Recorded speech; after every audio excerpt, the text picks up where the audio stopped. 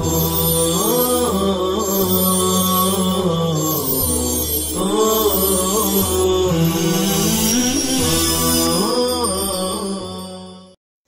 اللہ الرحمن الرحیم۔ انما الاعمال بالنیات۔ کل بہت ساری باتیں اس سے متعلق آپ حضرات کے سامنے بیان کر دی گئیں۔ کچھ باتیں مزید ہیں جو آج کے درس میں بتائی جائیں گی۔ انما الاعمال بالنیات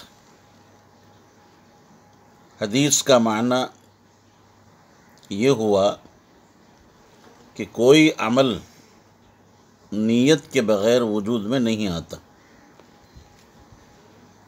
اس پر ایک سوال اور اشکال ہوتا ہے کہ جناب ہم تو مشاہدہ کر رہے ہیں، دیکھ رہے ہیں کہ بہت سارے اعمال کا وجود بغیر نیت اور ارادے کے بھی ہوتا ہے۔ تو جواب یہ ہے کہ وجود دو طرح کا ہوتا ہے۔ ایک ہے وجود حسی صوری، اور دوسرے ہے وجود شرعی۔ تو اس حدیث میں یہ جو اشکال لازم آ رہا ہے، ہم یہ کہیں گے کہ جن اعمال کا وجود بغیر نیت کے ہوتا ہے وہ حسن اور صورتاً ہوتا ہے، شرعاً نہیں ہوتا۔ یعنی شریعت کی نظر میں وہ عمل نیت کے بغیر معتبر نہیں ہوتا۔ اس سے یہ بات معلوم ہوئی کہ کسی بھی عمل کے شرعاً معتبر ہونے کے لیے نیت کا ہونا بہت ضروری ہے۔ نیز اس اشکال کو رفع کرنے اور دور کرنے کے لیے یہاں پر ایک ایسے کلمے کی تقدیر ماننا ضروری ہے کہ نفی کا تعلق اس سے ہو اور اعمال سے نفی کا تعلق نہ رہے۔ تو اس سلسلے میں یاد رہے کہ بالنیاتی جار مجرور ہے، عامتاً جار مجرور کا تعلق کون عام سے ہوتا ہے۔ ہاں البتہ اگر کوئی قرینہ موجود ہو تو پھر ایسی صورت میں کون عام کے بجائے کون خاص سے بھی کیا جاتا ہے۔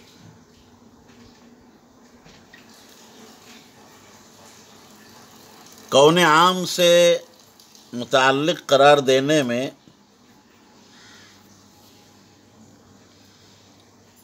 یہ مطلب ہوگا کہ لیست الاعمال حاصلۃ الا بالنیہ، کسی بھی امر کا وجود نیت کے بغیر نہیں ہوتا۔ ابھی بتایا کہ یہ واقعے کے خلاف ہے۔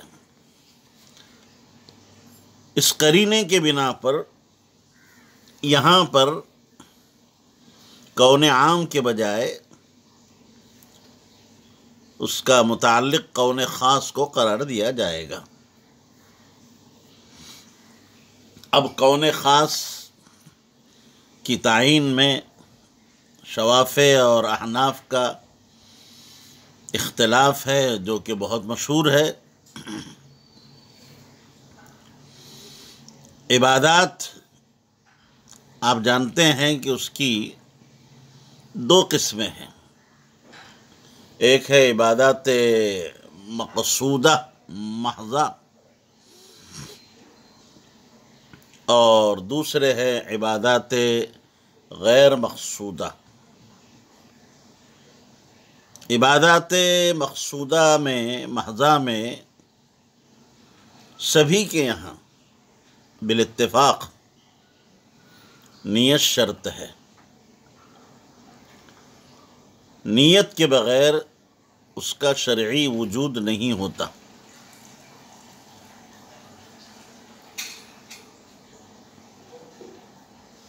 عبادات غیر مقصودہ جیسے وضو اور غسل میں شوافع کے یہاں نیت شرط ہے، جبکہ احناف کے نزدیک وضو اور غسل میں شرط نہیں ہے، نیت شرط نہیں ہے. حضرات شوافع اس حدیث سے استدلال کرتے ہیں کہ وضو اور غسل میں نیت شرط ہے. کہتے ہیں کہ شریعت میں وجود حسی سے بحث نہیں ہوتی، بلکہ وجود شرعی سے ہوا کرتی ہے. اس لیے شوافع کون خاص مقدر مانتے ہیں، اور وہ ہے صحیحۃ، انما الاعمال تصح یا صحیحۃ. اس عبارت کو مقدر مانتے ہوئے شوافع کہتے ہیں کہ اعمال کا وجود شریعت میں بغیر نیت کے نہیں ہوتا، اور وضو اور غسل بھی ان اعمال میں داخل ہیں. معلوم ہوا کہ وضو اور غسل میں بھی نیت ضروری ہے. ان کے برخلاف حضرات احناف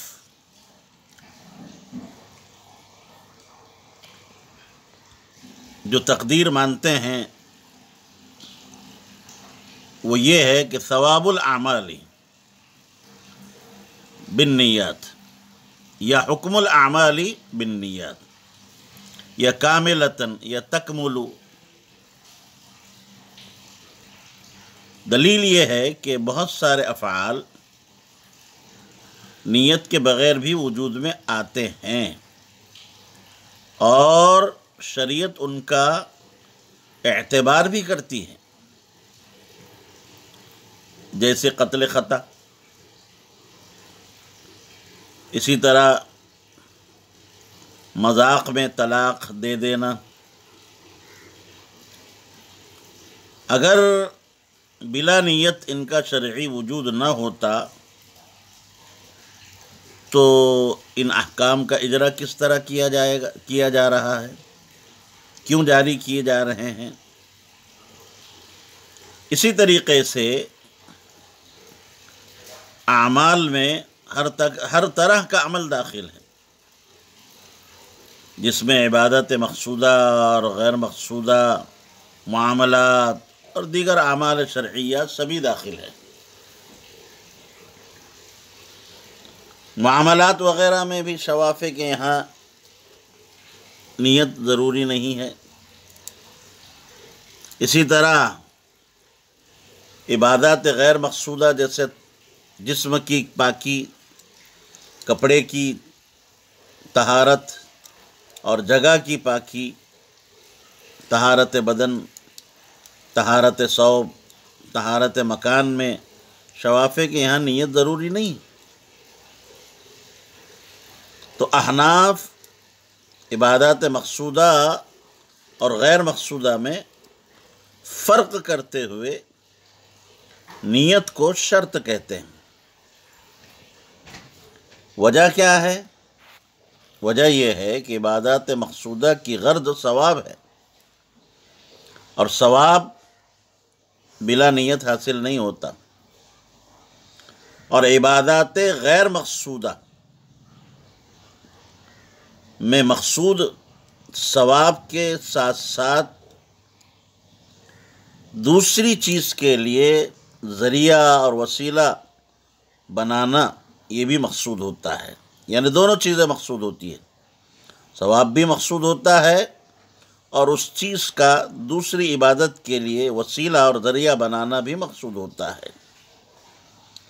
تو نیت کے نہ ہونے یا نیت کے فوت ہونے سے یہ نہیں کہا جائے گا کہ مقصد بالکلیہ فوت ہو گیا۔ دیکھیے آپ، بہت سارے وسائل اور ذرائع میں شوافع کے یہاں بھی نیت شرط نہیں ہے، جیسے ابھی کہا گیا طہارت مکان، طہارت ثوب وغیرہ۔ اسی طرح وضو اور غسل میں احناف کے یہاں نیت شرط نہیں، نیت کرے گا تو ثواب ملے گا، اور اعضائے وضو انشاءاللہ بروز قیامت حدیث پاک کے مطابق روشن اور چمکدار ہوں گے، اور نہ کرنے کی صورت میں یہ نہیں کہا جائے گا کہ ظاہری طہارت بھی حاصل نہیں ہوئی۔ ظاہری طہارت تو بغیر نیت کے بھی حاصل ہو جائے گی۔ اس بات کی تائید اس حدیث سے بھی ہو رہی ہے جو ہم پڑھ رہے ہیں۔ کیسے؟ یاد رکھیے، ابتدائے اسلام میں آپ جانتے ہیں کہ ہجرت فرض تھی، اور مہاجر ام قیس نے نکاح کے لیے ہجرت کی، اللہ اور اس کے رسول کے لیے نہیں کی تھی، نیت نہیں تھی۔ اسی لیے آپ صلی اللہ علیہ وسلم نے تعریض فرماتے ہوئے انما الاعمال بالنیات ارشاد فرمایا۔ اگر ہجرت کے لیے نیت شرط ہوتی تو ہجرت کا یہ فریضہ باطل ہو جاتا،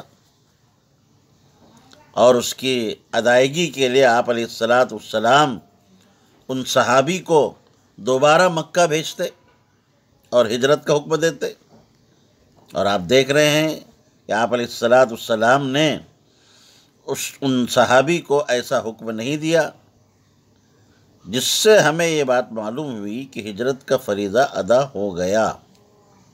البتہ کمال ہجرت اور ثواب ہجرت حاصل نہیں ہوا۔ اب ایک بات یاد رکھے کہ شوافع یا احناف جو بھی جملہ مقدر مان رہے ہیں، جیسے ابھی آپ نے سنا کہ شوافع صحت الاعمال بالنیات یا تصح الاعمال بالنیات مقدر مان رہے ہیں، تو اس تقدیر پر بھی دو طرح کی تخصیص لازم آ رہی ہے۔ وہ کیا ہے؟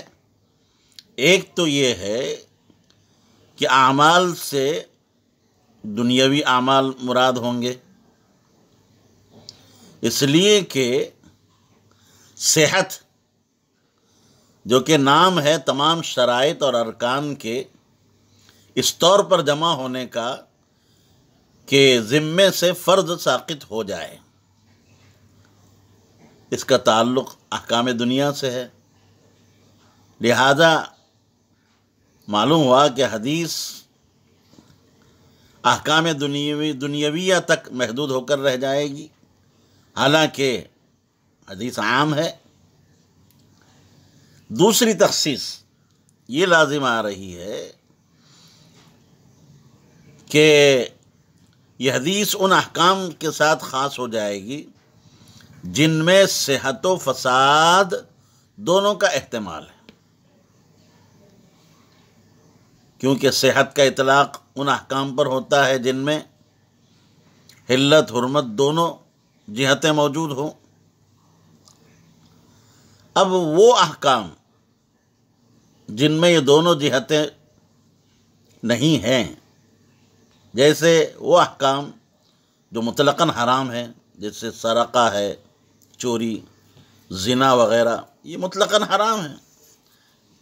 ان احکام میں دونوں جہتیں حلت حرمت کی نہیں ہے، تو یہاں تو حرمت ایک ہی جہت پائی جا رہی ہے۔ اسی طریقے سے وہ احکام جو قطعاً حلال ہیں، یہاں پر بھی صرف ایک ہی جہت حلت پائی جا رہی، حرمت کی جہت نہیں پائی جا رہی ہے۔ تو حدیث اپنی عمومیت کے باوجود ان سب کو شامل اور لاحق نہیں ہوگی۔ الغرض شوافع اور احناف دونوں کے اس تقدیر پر دو طرح کی تخصیص لازم آ رہی ہے، حالانکہ حدیث اپنے عموم پر ہونا چاہیے۔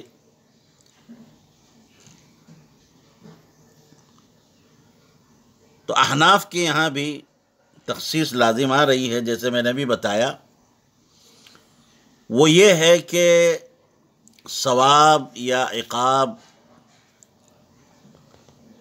یہ احکام اخرویہ میں سے ہے،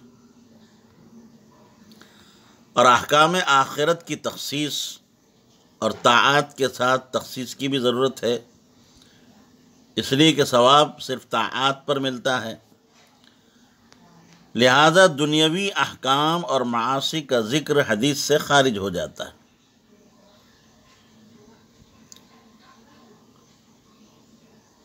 حاصل یہ نکلا کہ صحت یا ثواب مقدر ماننے سے حدیث اپنے عموم پر باقی نہیں رہتی، اس لیے راجح یہی ہے کہ یہ حدیث کسی عمل میں وجود نیت اور عدم نیت کے متعلق وارد نہیں، اسی طرح اشتراط نیت کے سلسلے میں وارد نہیں ہے، بلکہ نیت صحیحہ اور فاسدہ کے درمیان فرق کرنے کے لیے ہے۔ اسی لیے صاحب مرقات المفاتیح ملا علی قاری رحمۃ اللہ علیہ فرماتے ہیں کہ اظہر یہی ہے کہ یہاں پر معتبرۃ یا تعتبر کو مقدر مانا جائے، تاکہ یہ حدیث تمام اعمال کو شامل ہو جائے، چاہے عبادات مقصودہ ہوں جیسے نماز، زکوٰۃ، کہ ان میں صحت عبادت کے لیے بالاتفاق نیت ضروری ہے، یا عبادات میں شرط کے درجے میں ہو جیسے کہ طہارت، ستر عورت وغیرہ، یہاں بھی نیت کا اعتبار حصول ثواب کے لیے ضروری ہے۔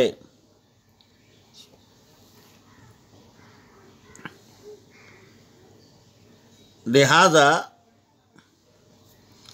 من کانت ہجرتہ الی اللہ ورسولہ میں نیت صحیحہ کا ذکر ہے، اور ومن کانت ہجرتہ الی دنیا میں نیت فاسدہ کا بیان ہے۔